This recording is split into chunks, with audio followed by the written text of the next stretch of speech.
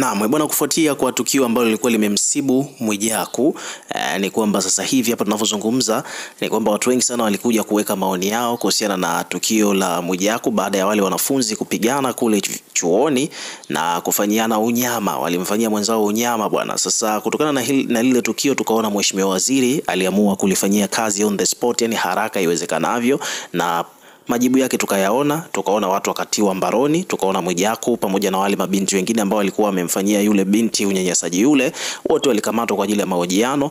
Na baada ya hapo, baada ya hizo taarifa kutangazwa mpaka kwenye vyombo vya habari vya taifa, basi moja kwa moja watu wakaenda kutoa maoni yao. Sasa miongoni mwa watu ambao walienda kutoa maoni hayo alikuwepo pia Mwakinyo, Hassan Mwakinyo, ambaye na yeye pia comment yake ilionekana katika baadhi ya page kuhusiana na hilo sakata la Mwijaku, na comment ya Mwakinyo ilikuwa ni ya kumdidimiza na kumkandamiza, au kwa namna nyingine tunaweza kusema kwamba ilikuwa ina malengo ya kumuonya au kutilia mkazo swala la ambalo Mwijaku analifanya kwamba sio swala zuri kwenye jamii.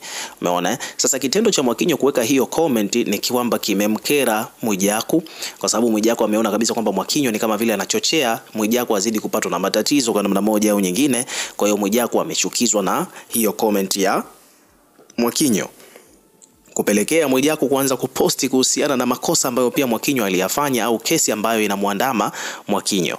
Sasa comment ambayo ikapelekea Mwijaku kukasirika na kuanza kuposti maovu ambayo Mwakinyo ameyafanya na kesi ambazo zinazomhusu Mwakinyo ni hii comment hapa, ambayo huyu Mwakinyo alienda kucomment kuhusiana na kitu ambacho kimemkuta Mwijaku kwamba amekamatwa kuhusiana na wale mabinti kule kufanyiana walichofanyiana huko bwenini kisa Mwijaku. Mwakinyo alienda ka comment kwamba pongezi sana kwa Mheshimiwa Gwajima, pongezi kwa jeshi la polisi kanda maalum, huyo Kenge Mwamija, ameandika hivyo Mwakinyo kwamba huyo Kenge Mwamija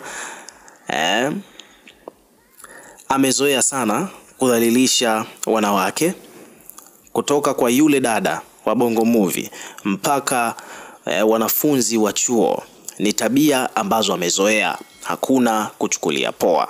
So hiyo ndo comment ya Mwakinyo kuhusiana na sakata la Mwijaku na wale wanafunzi wa chuo ambao wamefanyiana vitendo vya unyama kisa yeye.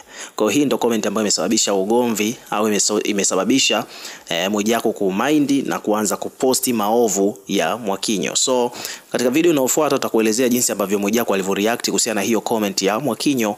Hakikisha unaweka maoni yako katika comment section na pia una subscribe kwa ajili ya kupata update zaidi.